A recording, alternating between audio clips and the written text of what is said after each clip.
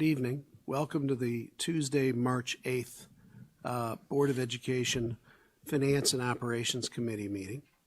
My apologies for starting a few minutes late. Let's see here. I have not seen any public comment. There's no public nobody signed up for public comment. Why don't we start with the Pledge of Allegiance?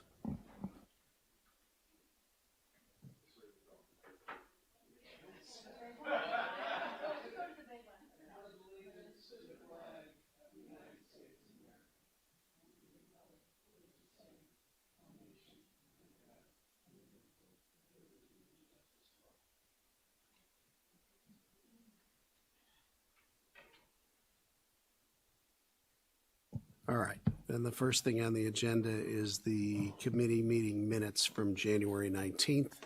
Anybody have any changes? Hearing none, those minutes will stand as submitted. And then next is the Finance and Operation Committee discussion topics. So for items A through H, let me turn it over to Mr. Welton. So for the facilities update tonight, Todd, really his focus is the financial information for the referendum projects, and then a update on the process for phase 4 of our referendum projects.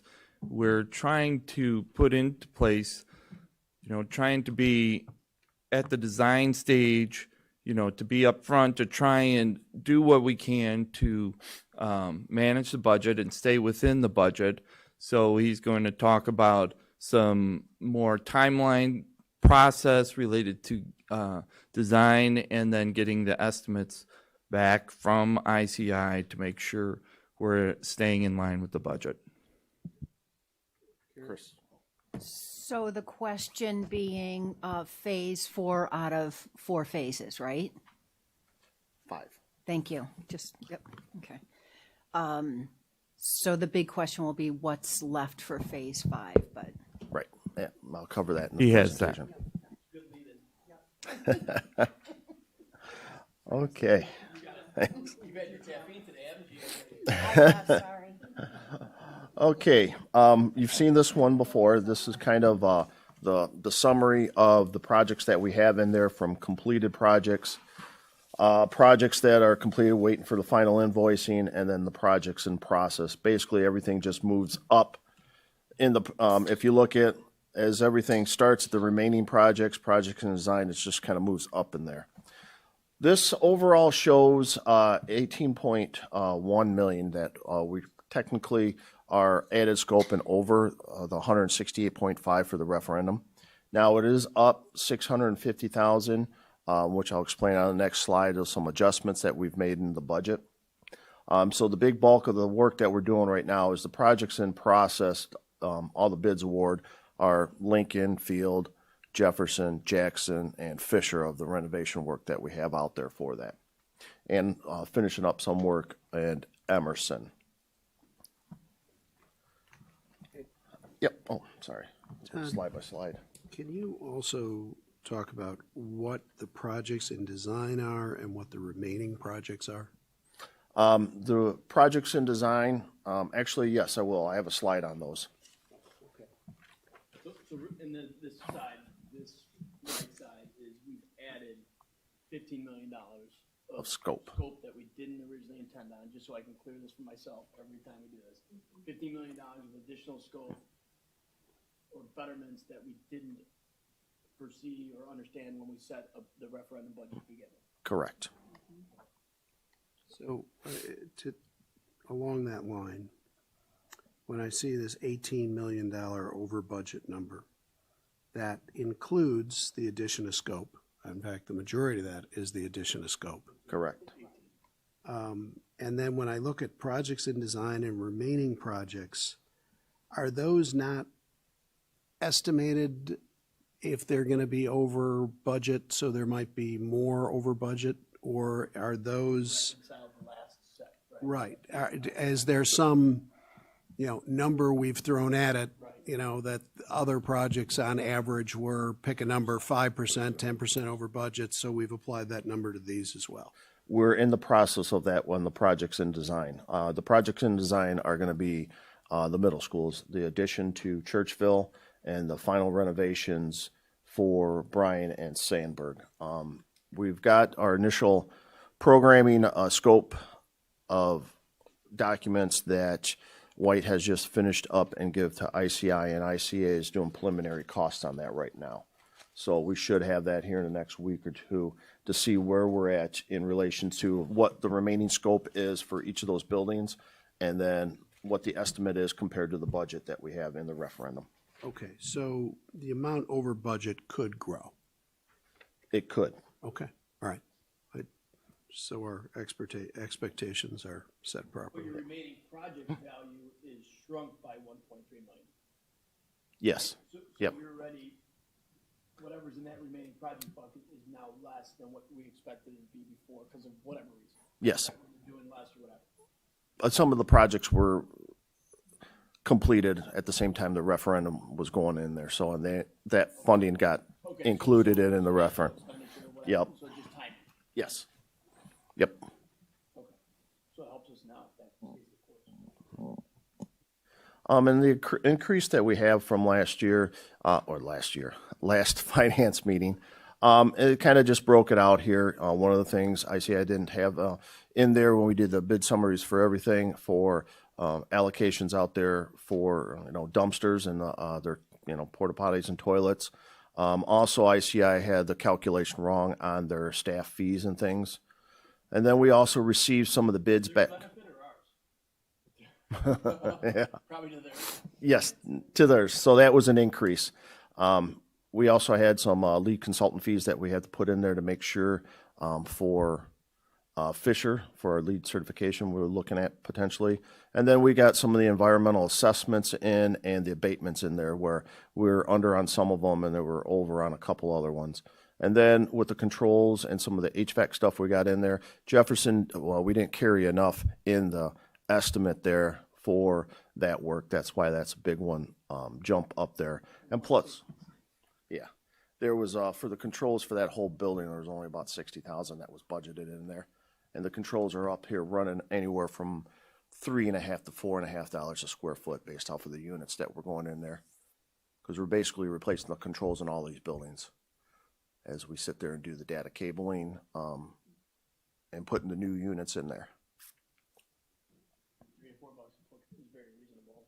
Yeah, it's actually, we're gonna carry, I think Mark is gonna carry $5 for the next stuff. 6 for some renovation. Depends on what it is, yeah.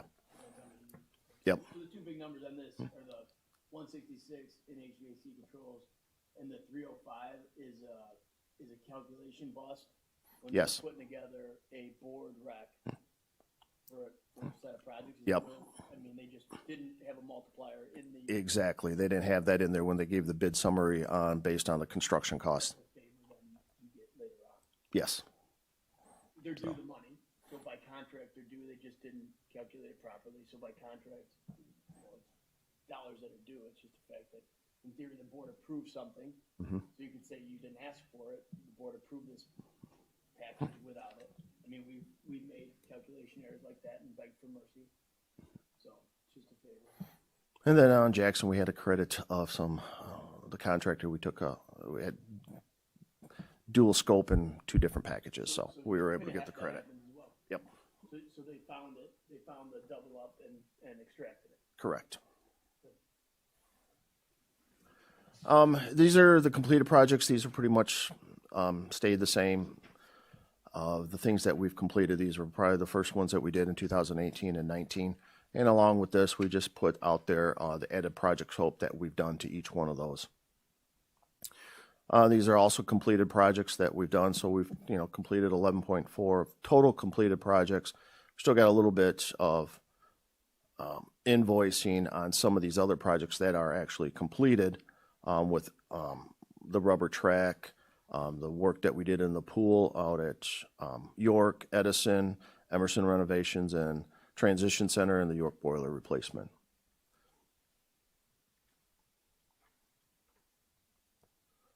And these are the ones that are in process right now where the board has approved the bids for, new Lincoln School, new field, Fisher, Jefferson, and Jackson. And that's the bulk of the ones, basically the last four that we have here of where we're getting that, major additional scope that we put in here with the additions of the media centers, the 6 classroom addition for Fisher, the 2 classroom addition for Jackson, and obviously going from a 3-section to a 4-section building for field. That's portion of the overage, right? Correct. I mean, some of the overage is just, we got market conditions. Yep. 11,000 square feet times $400 is whatever, right? Yep. So that isn't your apples and apples comparison. That's just true budget versus bill. Correct. And these are the projects that we still have that we're looking to do right now as the Bryan, the Churchville and Sandburg, and the York Auditorium. Those are the ones that we're starting to do some initial costing out for those projects. And, oh, yeah. York athletic field improvements, nothing to do with the beautiful new. No, because that was something totally different. They just had this in there. They never thought they would put the turf out there in front of the city detention area. So we took that out of our summer capital out there. This money was just there for the existing fields out there too. Still torn up, but they've got the, is this for the grass field? Yeah, baseball fields that are out there. Baseball and the rest of the grass area that. Yes, yep, because we've already spent some of that money for replacing the turf on the stadium, because there was money that was allocated, and that's what's left to allocate to do whatever improvements that we have out there. And part Can I of ask the a quick question? Oh, yeah. So how, we had this kind of experience where our referendum budget and our estimated actuals were a bit off from when the bids were coming back. How confident are we in these estimated actuals that are here that are the same as the referendum budgeted amounts Those right we now? estimated actuals are just what the referendum budget is right now. Yeah. With those, we're going to have within the next week or 2 weeks, some initial estimates on there. And as we start going through the process, then we'll be able to answer that once we start, designing it. Yeah, and I think then, if we're going to be well over, as we have been in the past, just going into that design phase, understanding that, maybe there's an opportunity here to modify whatever is in our head as we're designing it to be a little bit more cost effective, to try to stay within these ranges would be really great. In a lot of these renovations, especially with Bryan and Sandburg, it's really just corridor renovations. Okay. Redoing the library. We're not building anything in there. The old library at Bryan, or the old main office at Bryan, is going to be reconfigured. But a lot of this is just going to be finishes with flooring, painting, ceilings in the corridors, new data cabling and things like that. So no major big additions or anything out there. Churchville is the one with that auditorium that is the one that can potentially be scary. So the trades then for the Bryan and Sandburg renovations, are we seeing a flat line, or are we seeing a escalation in those trade prices right Some a now? little bit of escalation, so. Okay. But we have some if you look at it, we've, through Emerson and Edison, we've done this type of work, painting the lockers, the corridors. We know what those costs are going to be. So then ICI can sit there and apply those to this current based off the square footage we have right now. Okay. And then we can start working on that. Last question, just about the York athletic field improvements.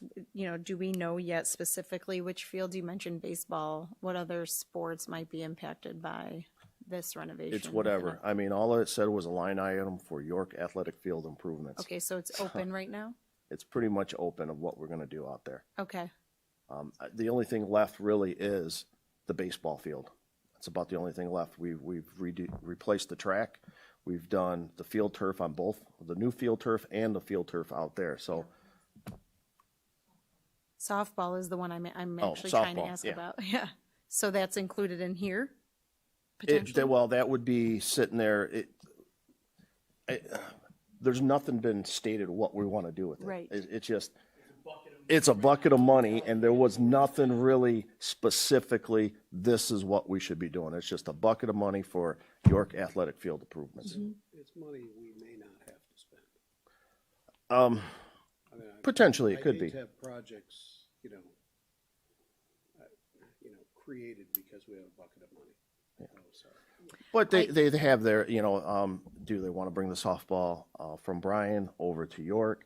So, because that's their main thing. Do we want to upgrade the fields? The netting out there and the fencing definitely needs to be replaced in the baseball field. So they did know that there's stuff that needs to be replaced or repaired. They just didn't do the detail. They just said athletic the improvements. details are unspecified at this point. Correct. And how are you working with the high school or the athletic director? How are you going to figure those this out? projects aren't going to be for another 2 years, so nothing. Yeah, those are the part of the last projects in the next phase. That'd be phase 5, kind of like with Madison and the athletic improvements out there. Can you specifically identify besides the York, the athletic field improvements, what's involved in phase 5? All these Bryan renovations? I was surprised that York athletic fields are in this page with all these other ones that are phase 4. Because I've expended some funds in there, so doing some preliminary work, so therefore I So you put it classify on. it as. That makes sense. But the rest If you are look phase in 4? here, right. Yep, just some design fees, surveying fees, soil borings. These remaining projects in phase 5 are these ones right here. It's on the very back. So this is Slide phase 10. 5 plus the York athletic field improvements Yes. in addition to this. Yep, and so those will be the last things that we'll be doing in phase 5. Just a little plug, I know you're not there yet, but getting that feedback from, and I'm sure you guys have this as a part of your process, but just want to make sure that there's equity in how we are making those decisions of what we're updating when it comes to our athletic program. And so, and I know you already do this, I'm just going to voice it so that everybody hears that. The engagement of the athletic director and coaches and really understanding what the needs are. I feel like we're in a good space right now with our athletic facilities. I think we have really nice facilities for Yes, we do. a high school level program. And there seem to be a few here and there that could use a little bit of an upgrade too. So just looking at that analysis and seeing what comes next, we'd like to see some of those, sports that maybe aren't thought of all the time as getting some equal opportunity or equal viewership for improvements. When we start with that phase 5, it'll be basically a year from now is when we start having those conversations to start designing some of that stuff for completion in 2024 summer. That's great. Thank you. So as long as the girls softball is at Bryan, how do we allocate York athletics that's not at York? So I'm thinking, Well, I feel that's York athletics. It may be physically at Bryan, but that's part of the York athletic fields that they use. okay, so that 1.5 could potentially be for Bryan as well, as long as the girls softball is still at Bryan. Because that's York athletics. We've just never talked about it, and so I just thought there's a couple different programs, one of which is the softball, but the other, Yeah, go so ahead. can I ask a clarifying question then? So York softball plays games and practices at Bryan, right? Is that diamond that they're on, is that used by Bryan School too, or is it just? Not no, really. It's an exclusive, okay, so I see that Yeah, differential. they got it out there. Though they may use it sometimes for PE class Yeah, or something, fine. but no, it's York for the Softball. varsity softball. Okay, so it does feel like it's something that could fall into that 1 point whatever million it was in upgrade. Yeah. Okay, and then the other is, I know that our tennis is with the Park District. How does all that work? Yeah. That's a good That's question. part of the intergovernmental agreement that we have with the Park District, where they use our indoor facilities and we use their outdoor facilities at Barron's. So we use the park there for cross country at Barron's as well as tennis. And they And we maintain them, used to use it for lacrosse as well. I think we still do. and they maintain them for us, just like we maintain what they use on our facilities. But this summer, we're under construction in so many buildings that the park does.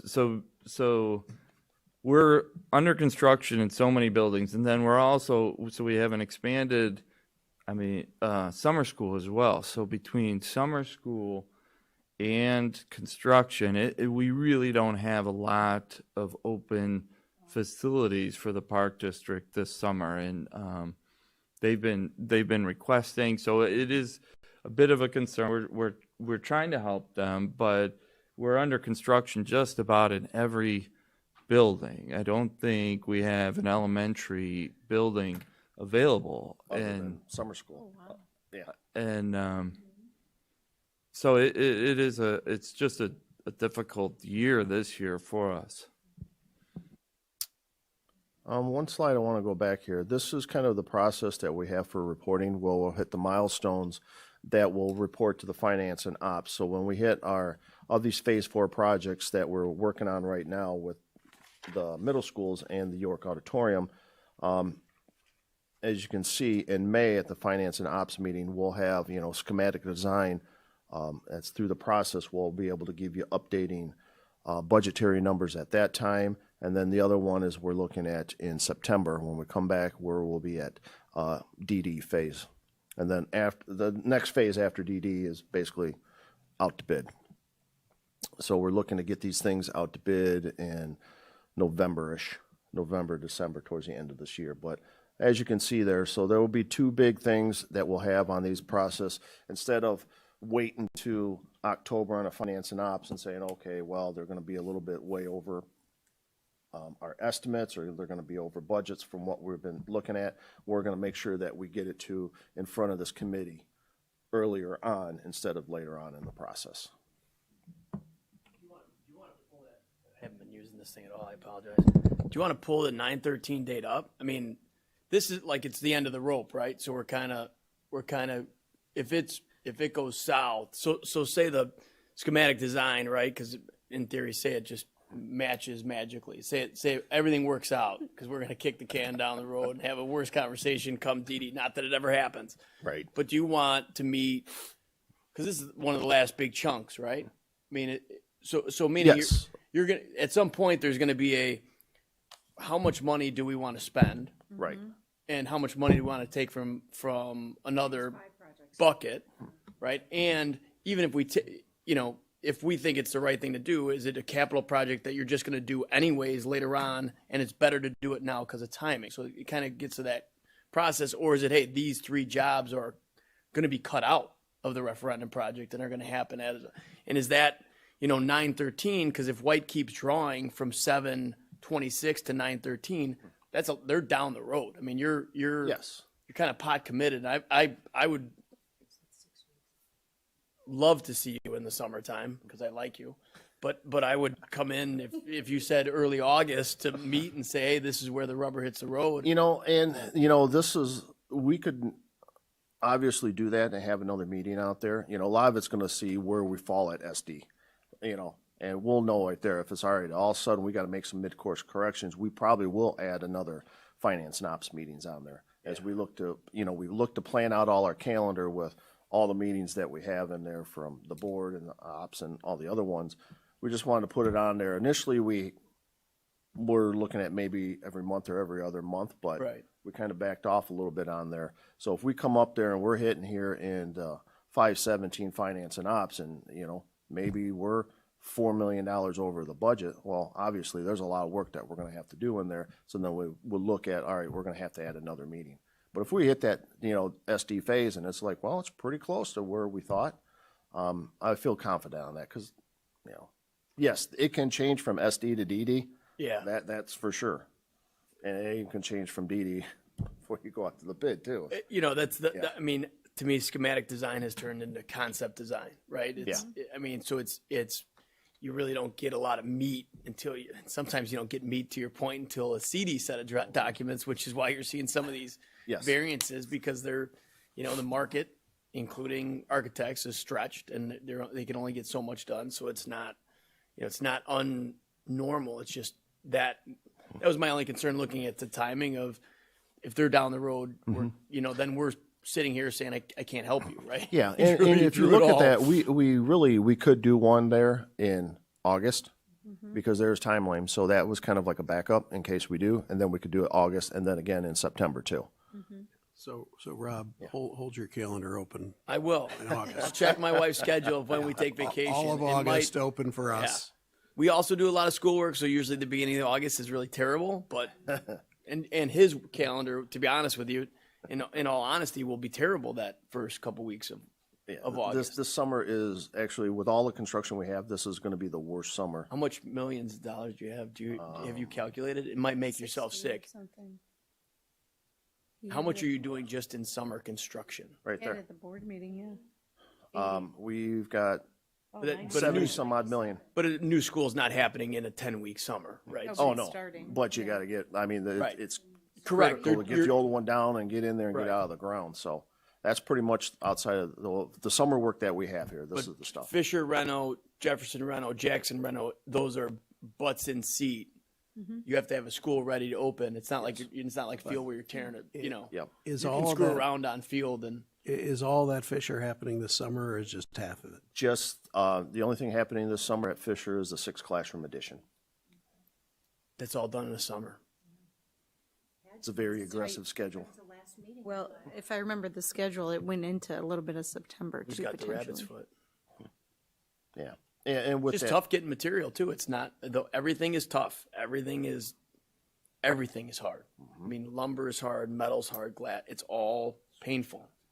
Yeah, it's yeah, electrical gear. Everything is painful right now. So it's just brace yourself.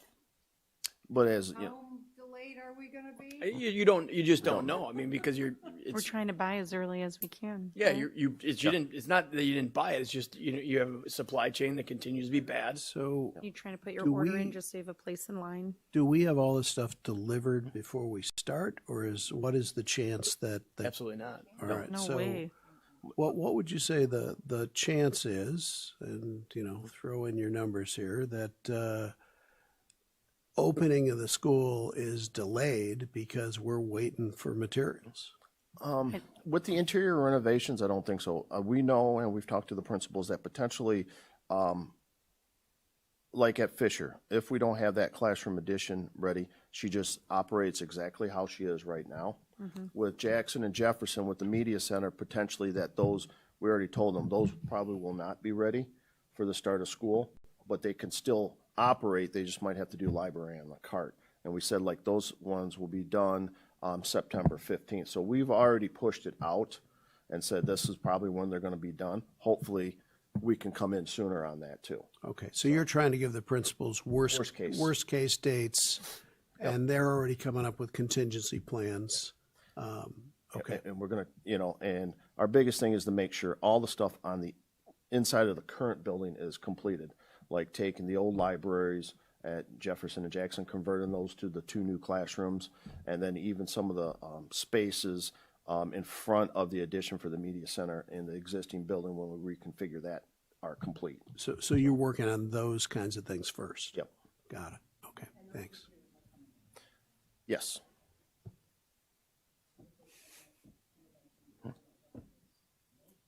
Well, no, it's just the unknown. Yeah. Who knows what's going to happen in No 2 one months or knows. 3 months? I'm less worried about field than all of them.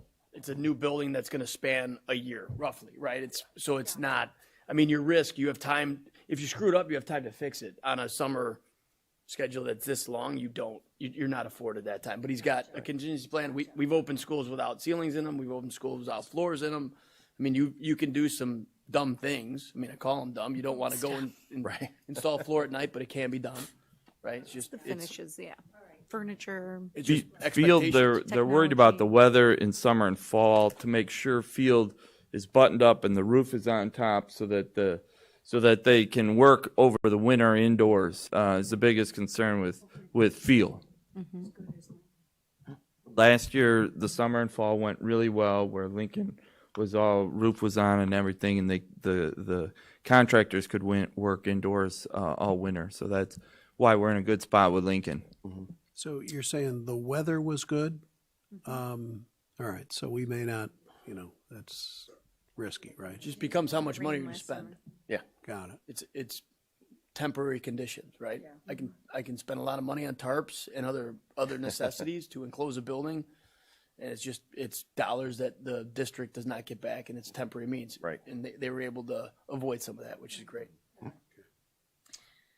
We wanted to get this May 17th meeting, make sure it's all on your calendars. The May 17th at 5:30 will be the next Finance and Ops. And as Todd said, that's going to be an important meeting related to the SD for Bryan, Churchville, and Sandburg. And one other thing, I do want to let you know right now, there is potentially of another couple $100,000 in additional increases in the budget based on some of the permit and the reviews from the city. We may have to replace some of the sanitary lines in there at Jefferson and Jackson because of the scoping of them based on the ordinance that they have in there on the lateral sanitary lines. As you go in there, if you start doing some of the work that we're doing at triggers, the ordinance where you have to go in and televise the laterals coming in there, and based on those conditions, we may have to take like 3 sanitary lines at Jefferson and now combine them into one with the new one coming in there. So we're just in that process right now, looking at that based off of the feedback for the permits for these Jefferson, Jackson, and Fisher that have been relayed to White and ICI, and we're just starting to cost some of that out. But it's potentially could be a couple $100,000 of additional cost. That's just one. Right now, we're just looking at, we got cost-ins from Jefferson, which is potentially 125 to 150,000. We don't know on the other ones yet. But as we do, as things come up there, like with the next meeting, just like the slide I have up in here, if those estimates or those budgets are going up or down for whatever reason, I'll have the summary on that page, just like we have right here. So to let you know on that. Since that was information that we talked about today at our construction meeting, I just wanted to make sure you guys are potentially aware of that, so you're not I appreciate blindsided. that. I appreciate that, and the more we talk about this and see these unexpected costs that are increasing the overall budget, right? Or increasing the amount taken from the established budget, it makes me wonder about phase 5 and what position we're going to be in and what types of decisions we're going to have to make. Based on limited options. There's 3 that Rob just kind of outlined, right? And, I don't think the intention was ever to do less, but given the circumstances and we weren't able to predict this. Nobody was. I think every district that's in major construction projects is facing the same challenges. I guess what I'm saying is that, coming up with some solutions around what phase 5 looks like, maybe some options that are at different cost points before you're getting into that huge design phase. Because like I said, it feels like every time we're having one of these conversations, we're just always more on the finance side. And with the phase 5, we don't have an unlimited bucket here. And if you look at the projects in the phase 5 up there, I'm comfortable. The big one is really Madison, because that's just what are we going to do? What are we going to renovate? Obviously, the whole building. With the Hawthorne renovations, that's just corridor work and the painting, and not building or putting an addition on there. So the biggest one is just the $9 million for Madison. The cafeteria roof, the roofing numbers came in pretty good, so I'm fine with that. The masonry tuck pointing, that was just a number that was plugged in there from 2017. So, yeah, I think I'm more worried about like the phase 4 stuff that's still TBD, right? yes. That is going to affect the 12 million that we're trying to earmark right now for phase 5. So that's what I mean by there isn't an unlimited bucket. Yeah. Either saying there's a capital call that we're going to accept. Right. There's 2 And options. that'll and be that's the really it. decisions we'll be making or looking at that at the May Finance and Ops meeting.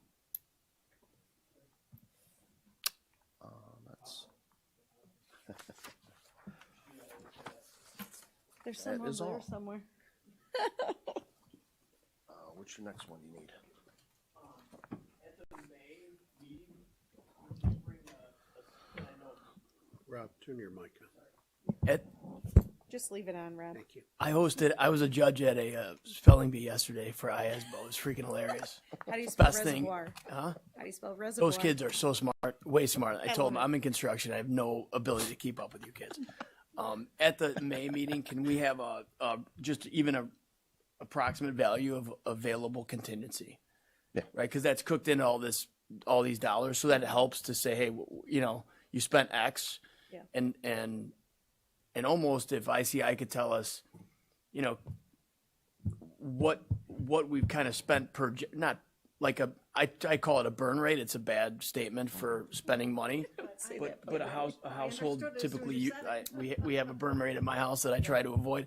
But like, what are we spending? Almost like some type of projection to say, hey, we're anticipating on the current work we have left that we're going to be, we'll return this much savings or we'll be over, right? So it's a little bit of a cost to complete on those contingency expenditures, because that helps establish, hey, if we're trending $3 million over, but you got $5 million unused allowances and contingencies, well, it's a very different conversation if we're going to start talking brass tacks. Yep, we can Thank you. definitely do that. That would be wonderful.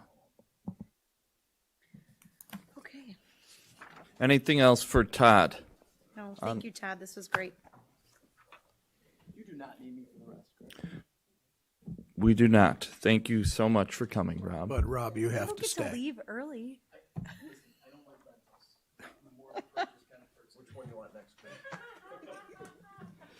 We would like the facility Not an a la carte commitment. facility use fees. I'm going to get in trouble. You better get her chicken.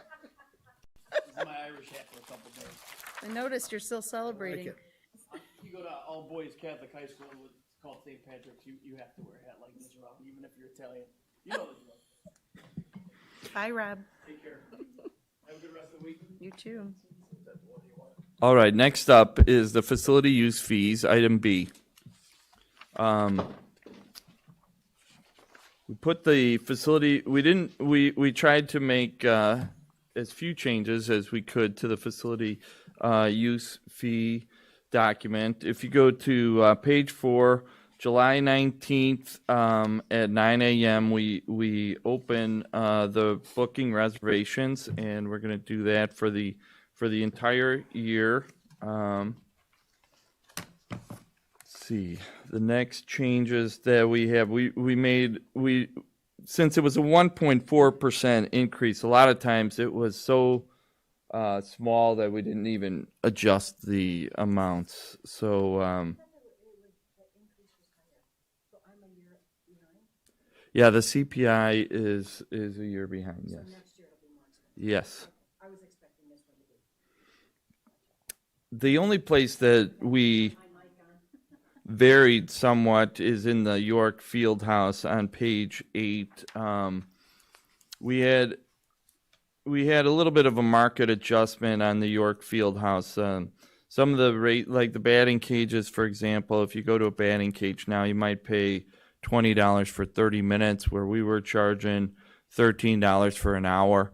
And it's just the York Athletic Department, just the use of all of the batting cage operation, they wanted this number to be a little bit higher. So the field house, the four different areas in the field house, we put all at $20 for an hour. That's really the only changes that we made, other than the 1.4%. We tried to do 1.4% everywhere. The field house we adjusted those 4 areas to $20. Other than that, it was just 1.4%. Any questions about facility rental? Chris, have you gotten any feedback from the people who rent our facilities? I have not. Okay, have they seen this? No. I mean, no. It always comes to the committee first. Okay, all right. All right, well, let us know if you, But I would say in past years, we've never actually received any feedback from anyone about, that's a good thing. yeah. All right, thank you.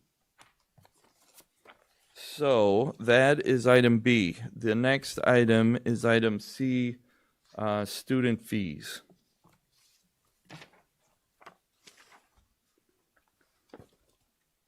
So I'm going to start with Todd. Could you put up the pre-K through 8? Oh, you went with York. Pre-K through 8 student fees.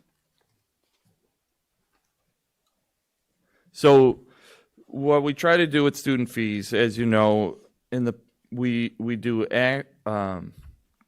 actual cost of materials consumed in the classroom.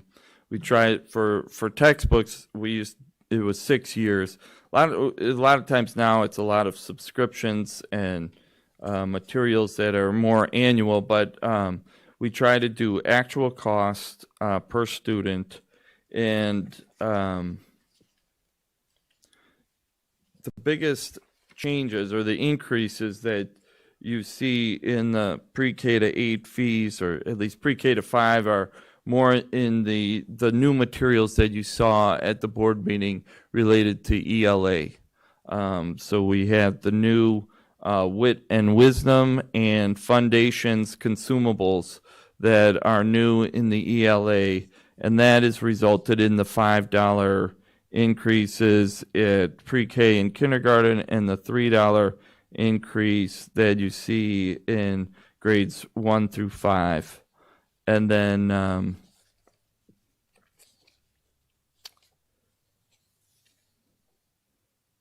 me see, looking for my memo.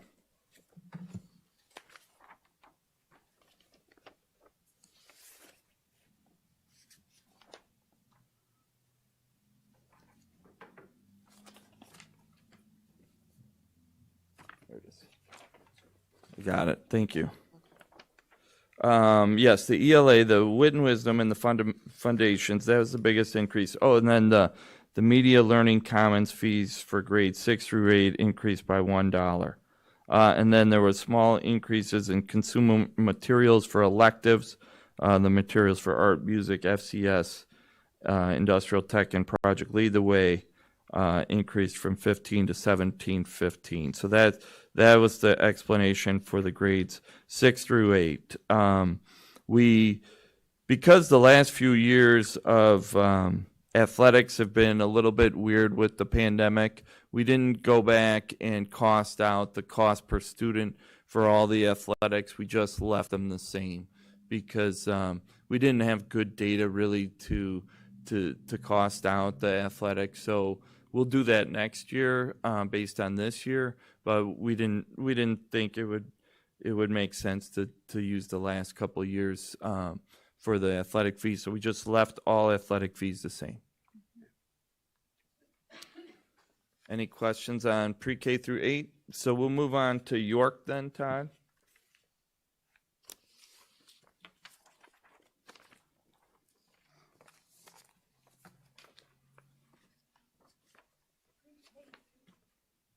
PK through 8, and I know one thing on York is the Chromebooks, that's expensive, so I'm thinking about it from 6 through 8.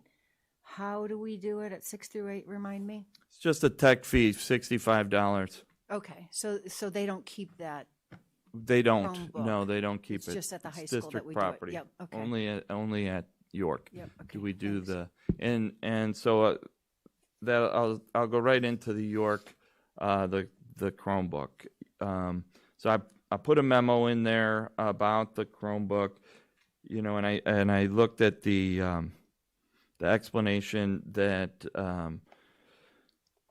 Rudy Gomez put in here was the $87 increase from $320 to $407 really was attributed to the worldwide chip shortage and the price increase in parts. I mean, I do think the quality of the Chromebook has improved over the years that when we first started, but really this is just the cost increase of the device related to the chip shortage, that it's gone from $320 to $407 for next year.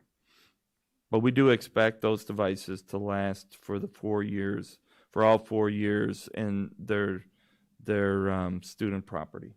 And the run rate has been that they do last for the 4 years for the students, because we've done this for a number of years now? My understanding, they last the senior year, they're starting to show some wear, but they are lasting the 4 years, and we have the TSI working to maintain the devices. And then the last piece that I was thinking about them is, based on Rudy's letter, it does look like there's a lot more functionality, more, creative things, which I thought was good in the Chromebooks, because our students are using the technology at a younger age. And, by high school, I mean, they're doing production and all kinds of, creative, integrated,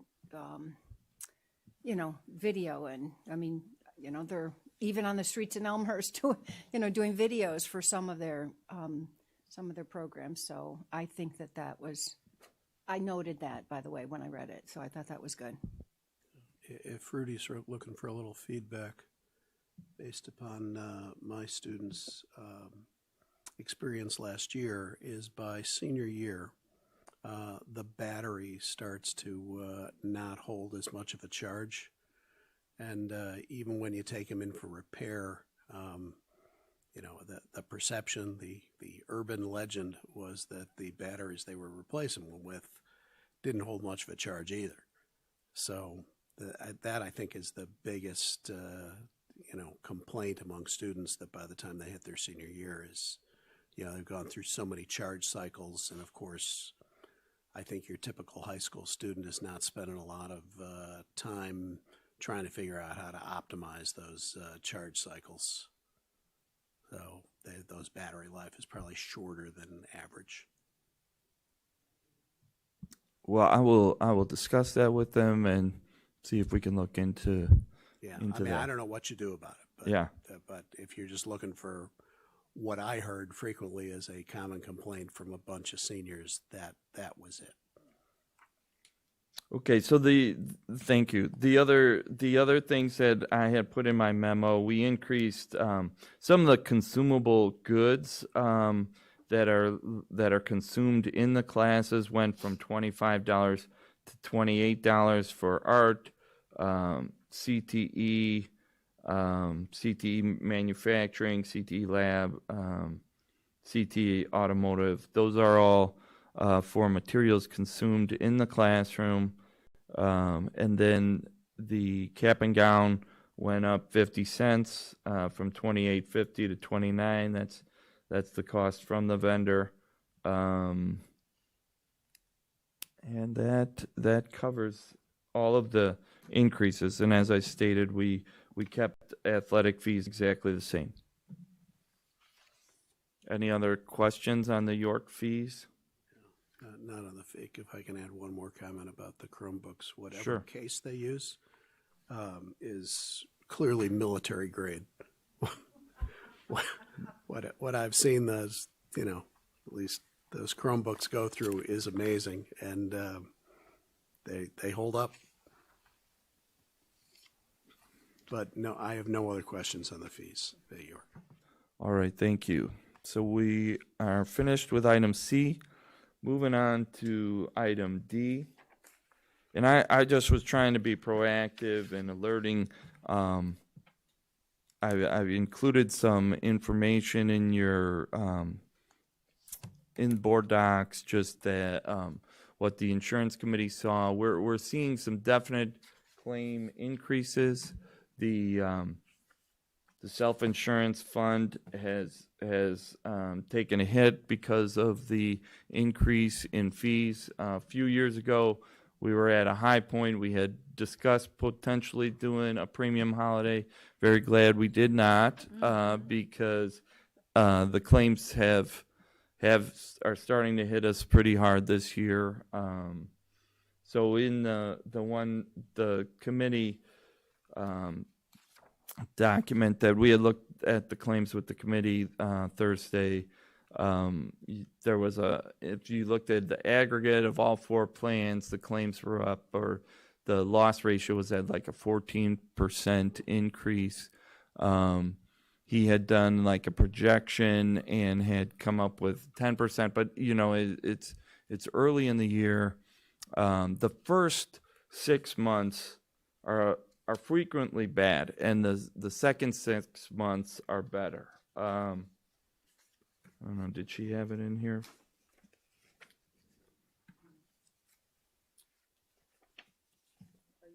I'm not seeing it.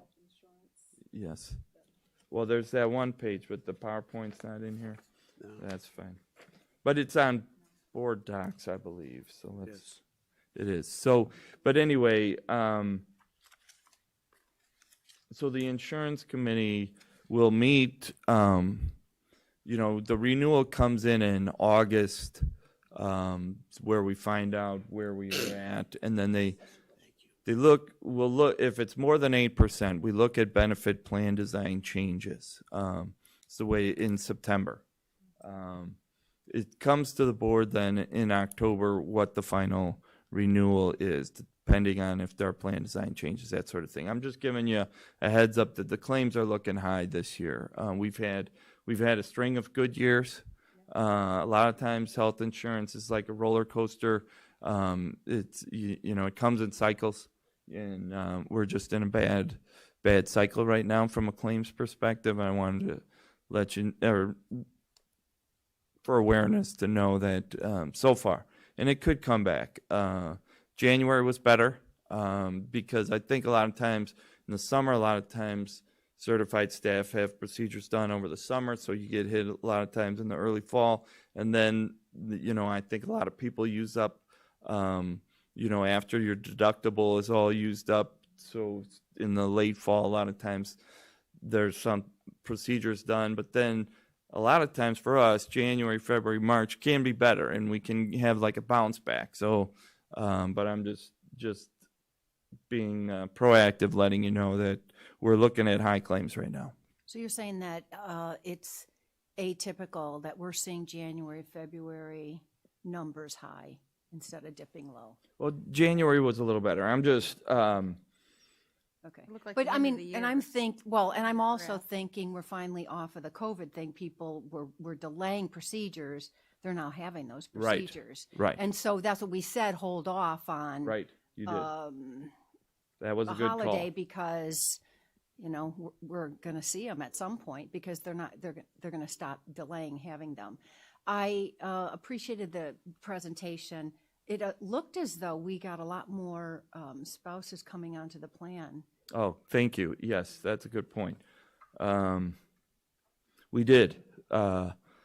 We did have a lot of, and I think that like spousal exclusion or spousal surcharges in the private sector is happening more and more, and they're joining our plan. You that's a good observation, and we put it out there for the committee to see that definitely happened. We had a lot more spouses join our plan in January. So that'll be part of the discussion when you get together with the insurance group. Well, that's more of a negotiation item. We're not going to make that sort of change in the committee level. The committee's more looking at benefit plan design changes. And when was the last time you guys implemented a design change? A couple of years ago. I mean, this past year we did put in some cost savings measures. They weren't really like an increase in a deductible. They were more like win-wins where we did a program called Livongo, which helps for monitoring and serving diabetes, so that it's kind of a win-win where it's more cost effective, but it also helps to make sure that the people are following up and using, so it's a win-win in that in the long run it should save money, but it's making sure they're monitoring properly, managing their conditions.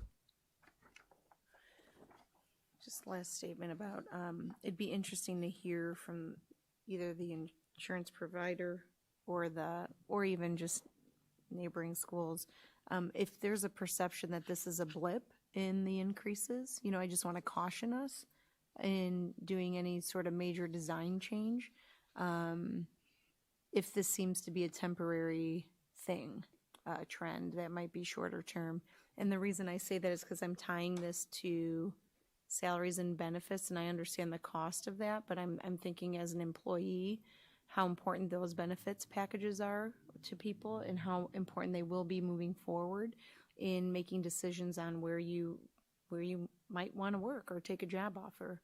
So how do we maintain that high level of service when it comes to our benefit offerings and then still kind of live through this turbulence? Hopefully it's just a short-term blip. So what's in the teacher's contract is above 8%. If there's a premium increase more than 8%, it's split 50-50 between the board and the employees. So the higher it is, the more is shifted to the employee. But you can make plan design changes to try and mitigate that. And there is a staff vote on the plan design changes and whether, so it has to first, the changes are talked about in the committee with the broker leading the options, and the committee members then vote to move it on to go to the staff for a vote. And so that's the way the contract works. That's great. Thank you. Any other questions on insurance? All right, we're going to move on to the I think we lost your sound. Out of battery? There you go. You're talking too much tonight. Yeah, right. So the next item is the transfers of funds.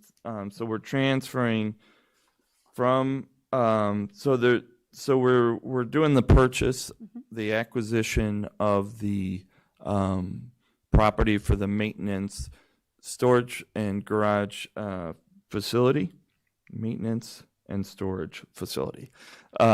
So in order to do that, we needed to do transfers. Ideally, we could take it all from working cash, but the working cash fund is at $1,673,000. So I didn't have enough to move from working cash to capital projects. So we're doing 1.6 million from the working cash to capital projects, and then the remaining 800,000 would come from the operations and maintenance fund. And then I included the resolutions. These will be at the March 15th, so next week's board meeting. I just wanted to give you a heads up of what these resolutions were about. What did you say the current balance in the working cash fund? 1,673,000. So this would essentially take it down to zero. 73,000 left, but yes. And so then when would you transfer? Or you'd wait for the property tax revenues to replenish that fund? Just keeping it open right now. Okay.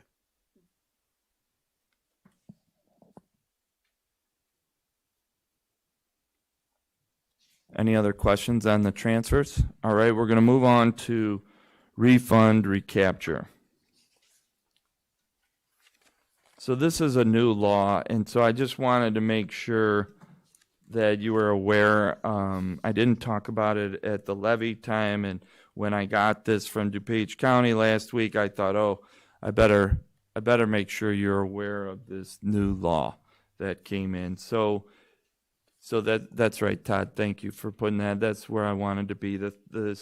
This was an informational item that Franzik had put out about this new law. And so I'm at the bottom of the first paragraph. It says that this refund recapture authority will apply to 3 categories of property tax refunds: issuance of certificates of error, a court order issued in valuation, tax objection complaint, and a decision of the Property Tax Appeals Board. And it says that Senate Bill 508 directs the county clerk to automatically apply an additional amount to the levy each year during the tax extension process equal to the taxing district's refunds paid out during the prior 12 months. And then says the clerk will then automatically extend the amount without any action required by the taxing district. And then the next paragraph, it says the additional extension will allow taxing districts to recollect or recapture amounts paid out as refunds from the prior year levies. At the same time, the additional extension will impose a new tax on local taxpayers as the recapture extends amounts already paid in over a tax base of property assessment challenges. To the extent districts and local boards of review pull back from defending assessments, the pitfalls identified here would multiply. Then in the last paragraph, it says there's concern that Section 18233 will have the effect of causing larger taxpayers to pay their own refunds through the recapture process. But for now, it says providing taxing districts with a mechanism to recapture refunds paid out to taxpayers for eligible refunds, with the process occurring automatically as part of the tax extension process. And then, Todd, if you put up this next document. So this next document, this is what I received from the county March 1st, which kind of, it has a paragraph on the first page that explains the law again about Senate Bill 508. And then if you go to the next page, Todd, go down. So yeah, it's hard to see sideways, but if you go like 3/4 of the way down, after the Social Security levy, you'll see a little asterisk that says aggregate refunds, $206,434.55. This is the amount that the county added for refunds from the prior year. This is brand new. Never had this happen before, so this is the first time. First time I saw it, first time you're seeing it. So I just wanted to show you for awareness. But so that's the. So this gives us a leg up in our race with New Jersey.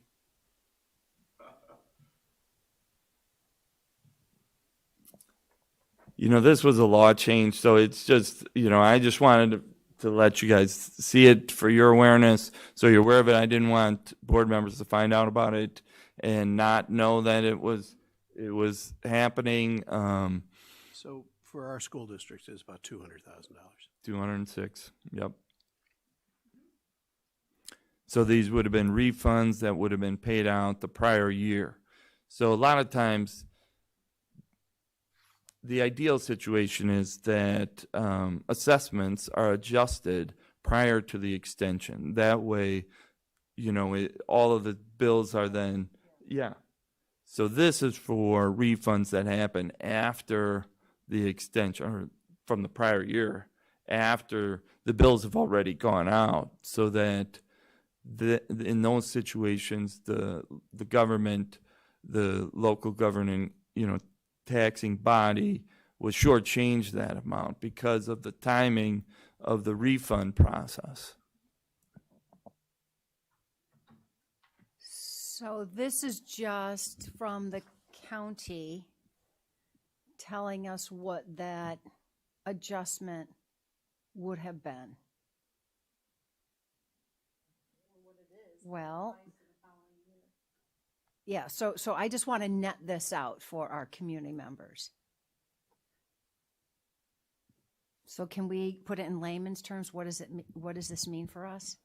What does it mean for our taxpayers? What does it mean for the district? Well, it's an additional tax extension. $206,000. That who pays? All of the taxpayers, district-wide. So if properties are assessed lower, trying to get this into layman's terms. So properties are assessed lower. So The county has have the old number, and now let's say that it's assessed lower, that means. I'm not on, sorry, Jan. So it means that the current taxpayers have to recoup that cost? Like, is this just a documentation for us, a accounting thing, or do we have to take action? There's no action required. That's part of what it talked about here in the law, that the clerk then automatically extends the amount without any action required by the taxing district.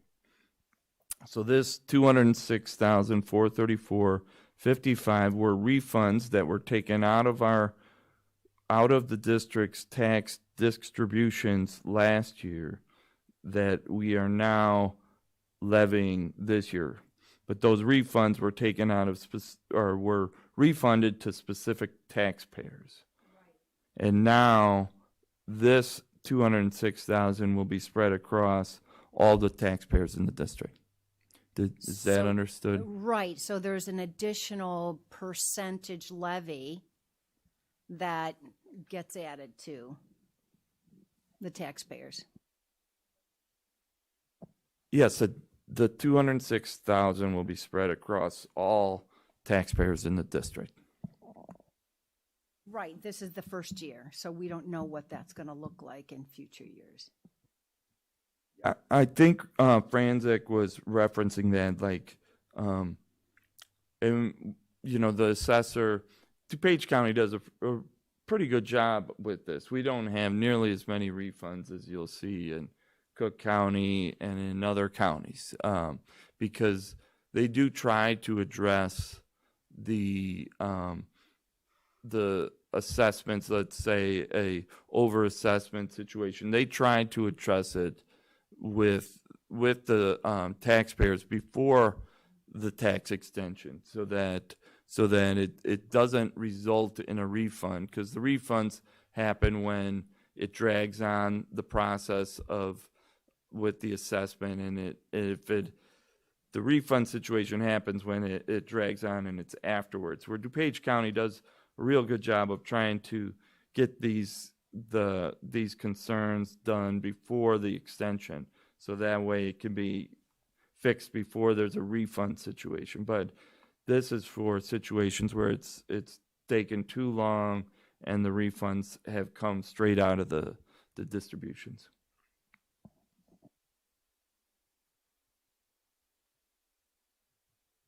Right, so that's item F. The next item, I just wanted to go over the February monthly financial report. We've talked about a lot of these things before.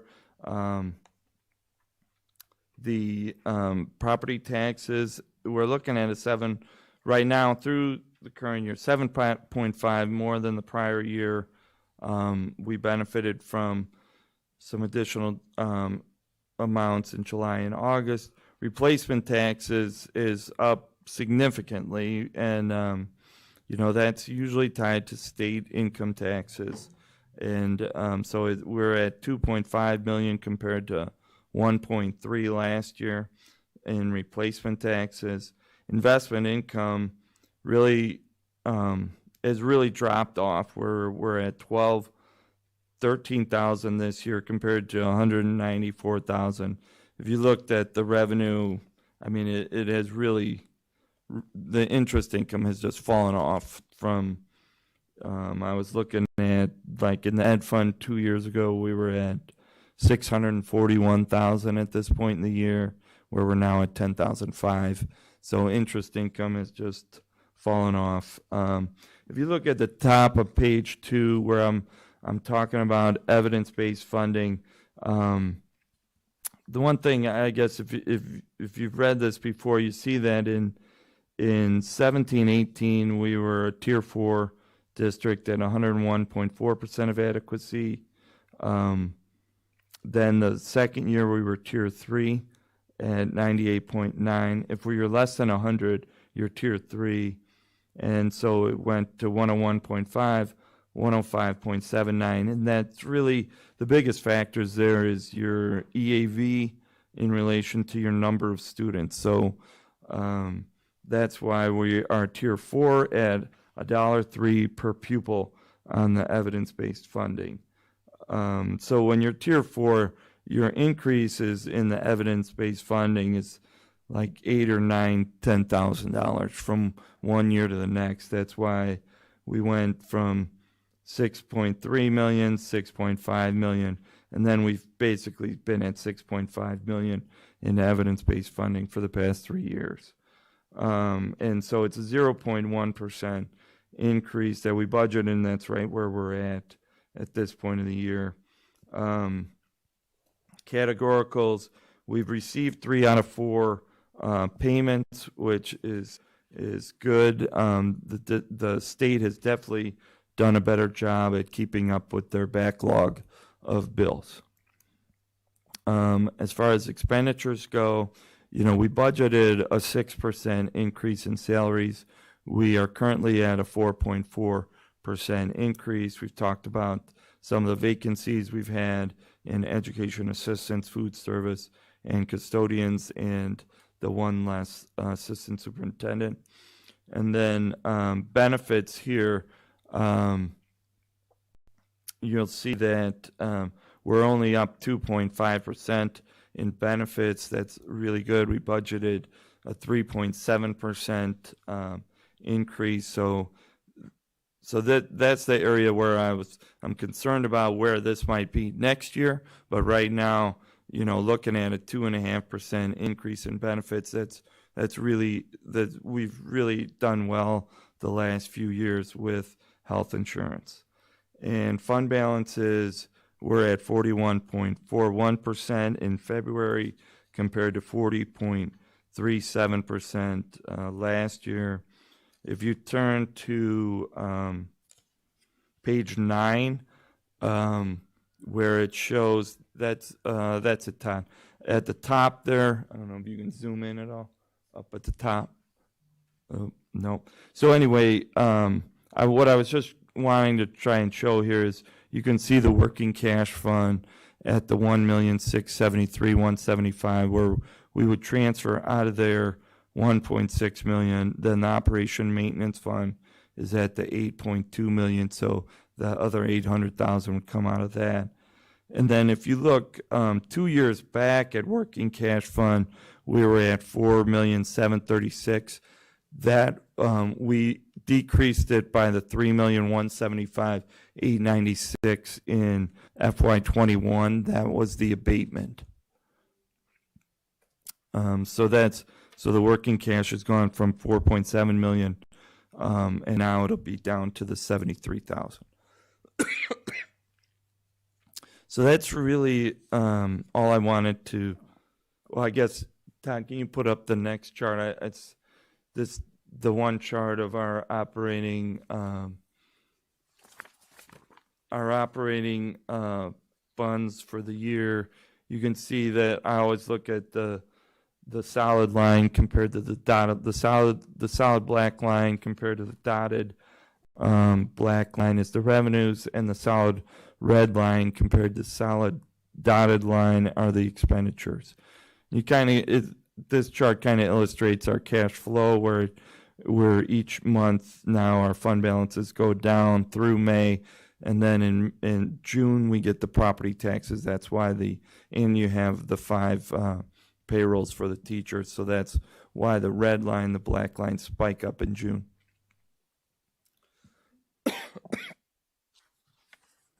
Just in other updates, I know that I think we've all seen inflation happening at the when you fill up your car.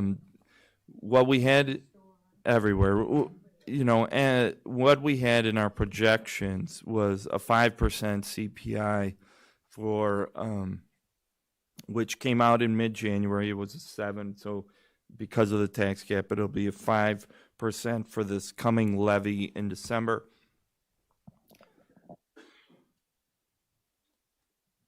So now it's possible. So in the projections, we had that 5%, then we had 2%, 2%, 2%, 2% for the next 4. It's now looking like there could be another high year following that 5% that will be coming up this levy, because we're looking at big inflation right now. So I think we started talking about the potential for that 5% mid-year last year. It's March. I'm already starting to talk about we potentially could have a second year of high CPI. Could be another 5. Yeah.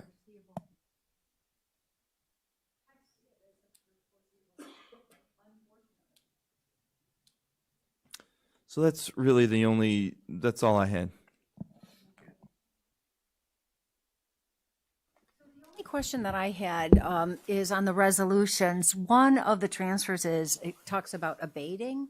Is that just a technicality? That's just the language that they use related to the working cash fund. Okay, but basically it's just a transfer of money from one account to another. Just a transfer. The lawyers and what's in the Illinois school code, that's just the word they use. Just to confuse you. Any other updates? That's all. Hearing none. Our next meetings are this coming Tuesday, March 15th. Will be a regular Board of Education meeting at 7 o'clock in this room. April 12th, another regular Board of Education meeting in this room. And then April 26th, again, a regular Board of Education meeting in this room. But the next Finance Committee is May 17th May at 5:30. Got it. Okay. That is the end of our agenda. There's nothing else on it, so this meeting's adjourned.